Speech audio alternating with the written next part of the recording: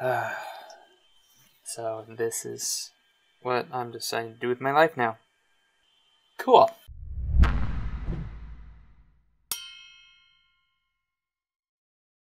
Alright, well, hello everybody.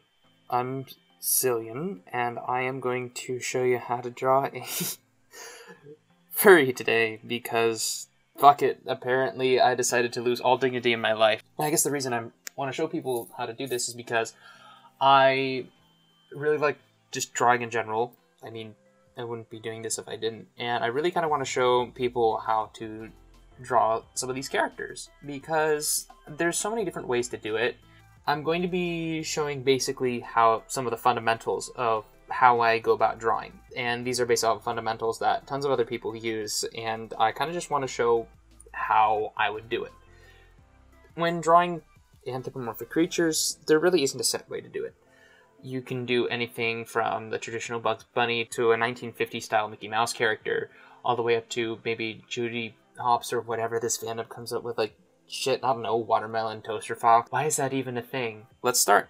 So the first thing that I'm going to draw is, I'm going to start with a quarter view, and I'm just going to start with the action line. The action line is basically the line that I'm going to use to basically make up the entire rest of the pose. It's what drives what the character is going to look like. Action line, line of action. A lot of artists use it. Let's move on. So the first thing I'm going to draw is I'm going to draw 3 circles. One for the head, one for the one for the chest or the rib cage, and in this case I'm going to actually want the character to be a little bit more toony, and then I'm going to do one for the hips. So I'm going to draw this one a little bit bigger, like so. And what I'm going to do is I'm just going to kind of draw like a little bit between it. Kind of make it look a little bit more like a pear shape. Like so.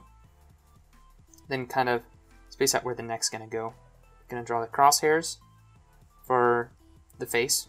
We'll use that for later. And I'm just keeping it very loose so that it's not final. This is the bare bones of what I'm going to be doing, and then I'm going to refine later. Next thing that I'm going to add is I'm going to add the feet, or the leg. Not the feet, the legs. What am I talking about? I don't know. I'm rambling on. I'm very nervous about this. This is the first video I've ever made. I'm afraid people are going to think that I'm a loser. Oh, I kind of am, actually. I guess the one thing that I can say before we move on is that there isn't really a set way to draw the torso. One good heads up is when we're looking at how the human body is made, you have the head, and you have the chest, and you have the torso below it, is that there's a decent amount of space between them, but I normally go like half a circle in here, another circle in here, another circle in here, and then another circle in here. So like 2 heads, kind of split it up. So for this case, it's along those same lines, just not quite as heavily done. So for the legs on a anthropomorphic character are slightly more difficult, because there are 2 ways to do it. The first way is called plantigrade, and where you have the knee here, kind of the upper torso, and the buttocks right there. And it's kind of like a foot like that, where you have, it's very much like a human. And you have the butt, the knee, and then the foot itself. And then there's another style called digigrade, which is kind of what I do in most of my drawings, where it's the upper thigh, then you get kind of not like that. I don't know how to explain it. I don't know why I'm not using words to explain any of this. I guess I'm just not particularly good at articulating what I'm saying currently. But these are the 2 different styles, and this is a lot more animal-like. The thing is, this section right here, this section right here, becomes this section right here, this section right here becomes this section right here, and this section kind of stays the same in there. So I'm going to use digigrade in this case, and I'm going to want the lines for the legs to kind of follow the action line itself. Since this character is standing relatively straight up, I'm not really going to focus on making everything too flamboyant. It's just kind of there. So in this case, we're going to have the legs there. We're going to draw the little circles for the feet right there. And now I'm going to kind of outline the front of the digigrade legs, like so. And I'll just draw like 3 lines in kind of a Z pattern or an S pattern. And in this case, for this other leg, which is kind of out in this direction, I'm going to kind of draw it straight for now. So I'm just going to draw the knees right here, use that as reference over here, and just be loose about it. Use the bottom of the circle as the air, as kind of the crotch region, and we're going to use that as reference. I'm going to draw here, kind of wrap it around there. Just block off the areas of the legs.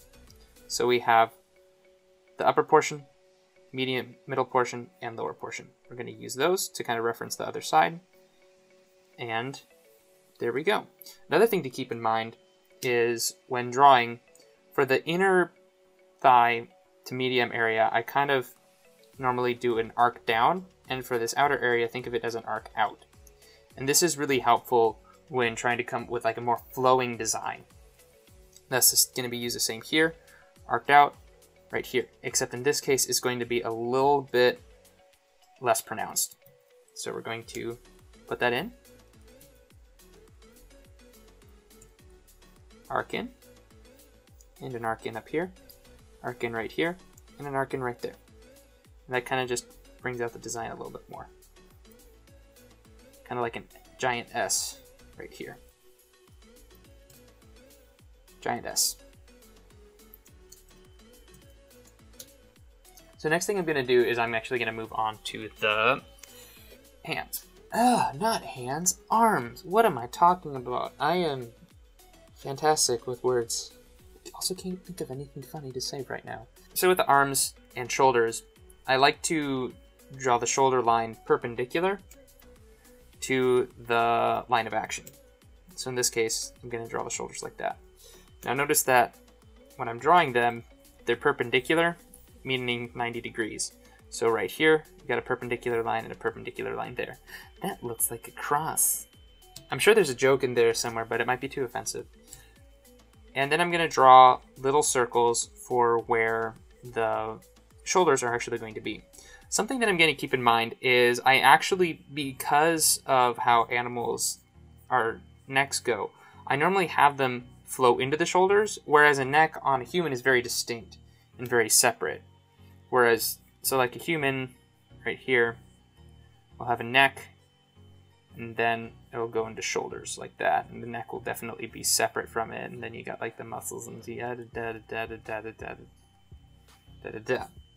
So I'm actually going to have them kind of go in, and one of the ways that I kind of mark it off is I kind of draw a V down, like so, to kind of mark off, alright, this is kind of like this padding area, or like these curtains that go over the shoulders and kind of mark off into the chest area. I'm going to draw them a little bit bigger in this case, because this is just kind of a way for me to map out, alright, this is where I want it to go. I'm going to do some erasing, just to kind of clear things up. And now I'm going to draw the arms. I'm going to remark the chest to be a little bit farther down. Okay, the arms aren't difficult in the anthropomorphic character. They're actually easier than the digigrade legs, due to the fact that they're going to be more human by nature. So I'm going to mark them as little lines, starting here. I'll draw a little circle at the same level as the rib cage, like so, right there and right there. And then I'll make them follow down into the torso, right around there. And then I will mark off the hands as little circles, as I will over here, or as trapezoids. I'll bring it up a little bit, like maybe right there. So in this case, we're going to create a very toony character. So I'm going to use more flamboyant lines. So this is a good way to actually, for me and for people who want to create more toony characters, to create it. So when doing a human arm, you kind of do it like that, and then you have all the muscles that are going to want to be shown, biceps, triceps, shoulder, and it's going to be kind of bubbly, but if you do it right, it's not going to be. With this character, we're not going to do it. We're going to do it very differently. So we have these same muscles, or we have these same like bone structures in the character, but we're going to connect them more smoothly. So like that and like that, where the tufts of fur are right back there, and it just kind of creates a more flowy design, because the focus is not going to be on the muscles in a lot of these characters, or especially when I do it, that's not the focus. It's going to be more of the fluff and the fur and the what the fuck am I doing with my life aspect of it. So we're going to do that. We're going to arc it, arc the front, and then we're going to do 2 arcs in the back, kind of like that, and kind of like that, where the fluff ends up right there. Backtrack a little bit. There we go. And then we'll kind of do that. And then we'll do the same thing.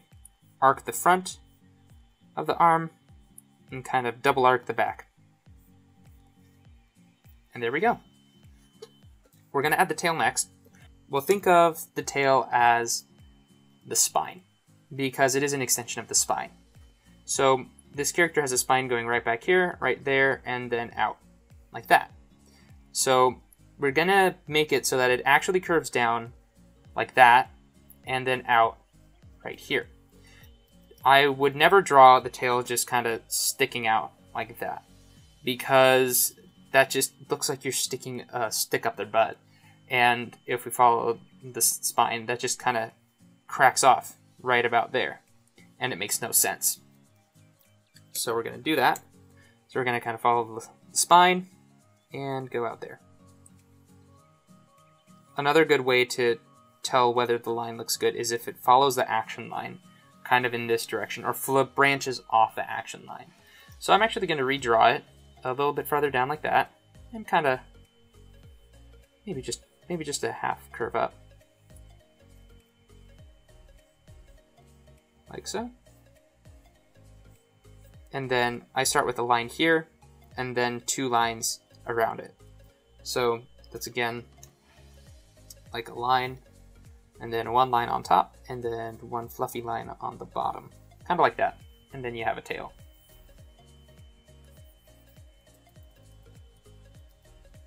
So the next thing we're going to do is we're going to focus in on the face. And I'm actually going to zoom in on this. We're going to draw the ears, eyes, nose, and mouth, which is basically the majority of it. The first thing is we're going to try to draw the nose. And so it's a muzzle. It comes out, obviously. It's a dog or a cat or, I don't know, whatever weird sparkly creature that this fandom comes up with. Like, what the I don't know. When left to our imagination and acid, we come up with crazy stuff. I'm going to draw a line coming out from the crosshairs, from the middle of it. And it's just going to kind of go straight out. And then from there, I'm going to kind of draw a disc in front. Kind of like that. And this is representation of kind of a cone that would fall in on the nose. Kind of how you, when you were younger, you used to put, like, suck a cup to your face. Don't tell me you didn't do it, because you did. I think. I don't know. Am I the only kid who did that? A general rule of thumb for when drawing the mouth off of this is, I'm going to draw it again out here. So that same cone. I normally split it up into 3 portions. So you got the bottom, middle, and top. Top, this is where the nose is going to go. Bottom, like this line right here, the mouth is going to go right around there. So we're going to use that mentality to draw it in right here. So we got the 2/3 from the top and 1/3 from the bottom. Draw the mouth right there, and we're going to add a little smile to it because it's a happy little freak of nature. Take that out. Shut up. And now we're going to draw the eyes. The eyes are going to fall on this section of line right here. Normally I draw the bottom below and the upper part above. So kind of like that. right there. And then for the eyebrows, I draw another more egg shape above that, just to kind of mark them off. And then like that. Nah, I don't want it staring at the person. That's sometimes creepy. Do you ever get that like image where the character's just staring at you creepily and it just throws you off? I have. It's terrifying.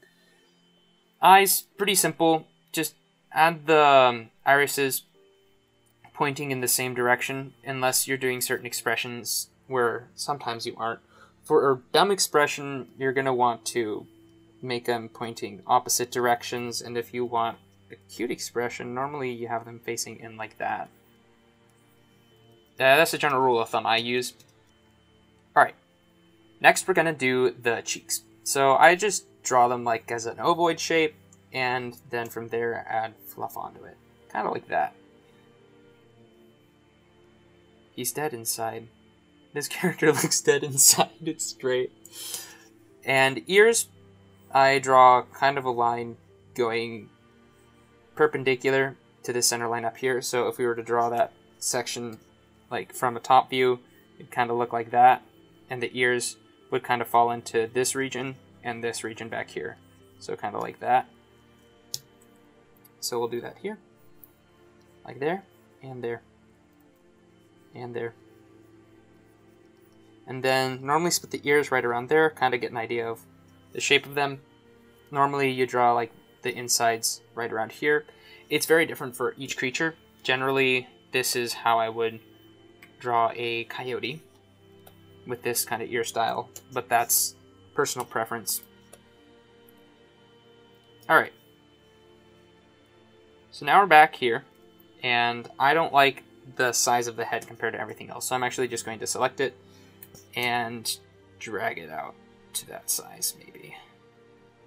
And that's something very important to recognize, is that you can resize images.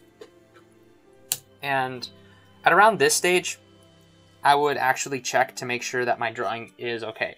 There are a couple of ways to do this. First off, you can squint at it. You can take a picture of it with your phone and look at it through the screen. And one of the ways that I can do it is that I flip it on the canvas to make sure that everything is kind of proportional. And in this case, alright, it looks pretty good. The legs look a little bit far forward, but I can just take that and just tweak it a little bit back. But other than that, it looks pretty good. So I'm going to switch it back, and we're going to continue on. Next thing that we're going to focus on is we're going to focus on the feet and on the hands. So I'm going to zoom in on the feet first. Feet are pretty simple. Just draw this. Just draw kind of a rectangle with this side a little bit shorter than this side, and then just kind of draw stitches across it. And you have a foot. Same thing over here. This time it's going to be a little bit more uniform. And 1, 2, 3. There we go. Pretty simple. Don't really need to focus on it too much. Hands or hand, for God's sake, the name hand paws, excuse me, are a little bit more difficult. So what I'm going to do is I'm actually going to do one over here and a little bit bigger to kind of show you how to do it, because I can't really do it on that small size very well. So what you're going to start off with is a rectangle, kind of like so. And then from there, think about it in three-dimensional space, like so. So we have this block, and this is the main section of the hand. I'm going to call it a hand because if you make me call it a hand one more time, I'm probably going to throw up. Now think of the digits as more like a fan. So I'm going to draw them out like that, and like so. There we go. And I'm going to draw the thumb off kind of in this direction, but also still maybe a part of the fan. Now, I'm going to use these as kind of a reference. So notice that these kind of look like two planes in a field. So, like that, whereas it's kind of three-dimensional, and I'm still kind of thinking of it as three-dimensional, kind of like that. Now, I'm going to use this to plan out where the digits actually go. So I'm going to make this a line here, and a line here, and maybe a line here, just to kind of reference this first finger. Actually, no, I'm not. I'm going to place this here and this here and to reference that first finger. So I'm going to draw the paw pad right around here, and I normally add a little bump at the top, kind of to reference that of a dog, and just a little niche in there just to kind of give it the three-dimensional shape. Now I'm going to reference the thumb with a block and a smaller block kind of in a more pyramid shape right down here, and I'm just going to draw the pad there. Then I draw the pads. Just the reason I draw the pads first is because it's a useful reference for when I'm trying to do the rest of it. From there, I'm just going to draw the lines right around there. And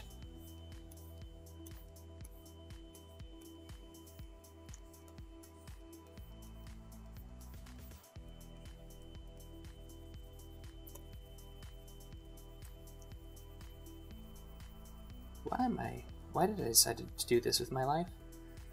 Was it fate? God, I hope not. That'd be a terrible fate.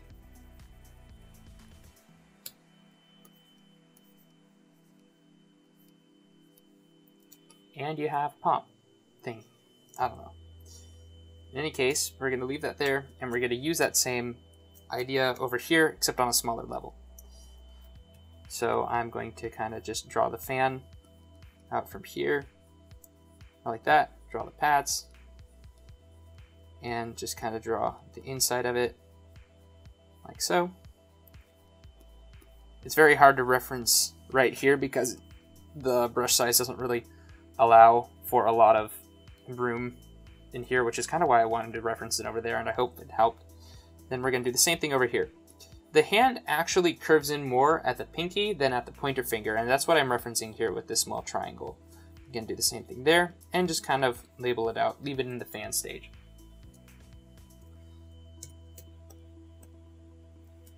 So now what we're going to do is, now that we have this figure, I'm actually going to Control T, make it a little bit bigger. And now what I'm going to do is I'm going to go in and focus on where the fluff is going to go.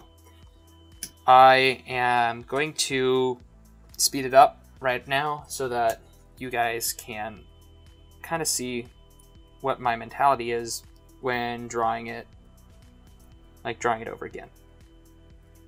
Now, the reason that we do all of this beforehand is because we want to get a general idea of the shape of the character before we actually go in and make it all detailed. This is extremely important. Never focus on the details first. If you focus on the details first, you're going to get a very odd looking character. Because when you're focusing on all of the smaller intricate components, you're not focusing on the general figure, which is why you start big, start from the bare bones, and then get smaller and smaller. So now I'm going to get smaller and smaller. I'm going to zoom in a little bit, and I will speed it up right now. So what I'm going to do while this is playing is I'm going to explain kind of what I am doing while I'm drawing this. So what I'm doing with the face is I'm basically drawing the ridge of the nose, making the eyes a little bit bigger so that the character seems a little bit more cute.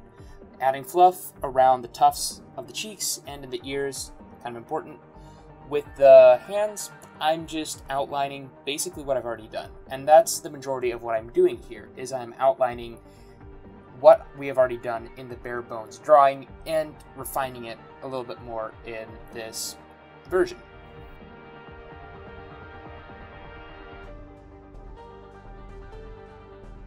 Arms, now to the legs.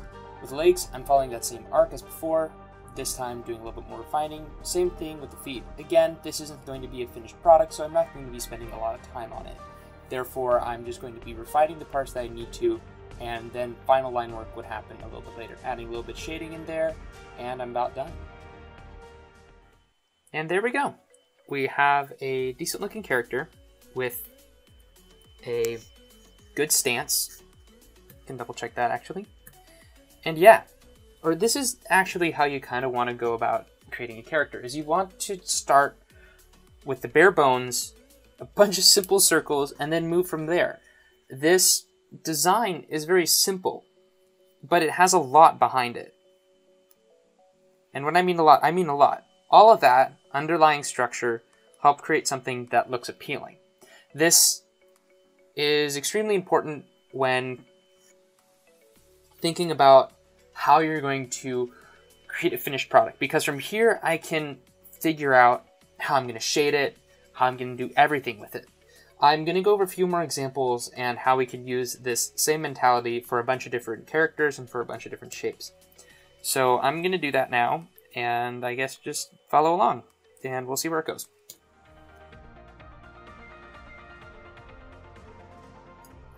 So for this character, I kind of wanted to make someone pouncing back. So for this one, I used a puma, and I drew the action line at a little bit more of a C angle than I did with the previous one. I'm still using the same general structures that I used in the other one, I'm just rearranging them in a different shape. Therefore, I'm able to come up with a slightly more dynamic pose than I was in the last one. And this is kind of referencing the fact that you can use the same general understructure for everything that you do. It's not set to be used in one specific way. And that's kind of what I'm trying to teach here, is that you can use these different tools to make a character in a much more dynamic way. So for this second character, I wanted to create a lizard crouching, or a lizard dragon character crouching, and which meant I made broader shoulders, larger hands, and a much more stance and beefy looking design. I actually changed my mind halfway through and made it this feral looking werewolf due to the fact that, you know, I just kind of felt like it. And that's to say that whatever you're drawing isn't always set in stone. I thought that the character might look better this way, and I just went for it. So the reason I'm doing this design is to kind of show that though you have the rules are there to be interpreted in the way that you want to. So for this case, I'm drawing a beefier character with wider shoulders, a much more strong design, and because of that, I'm able to use the tools that I already have, but I'm able to come up with something a little bit different.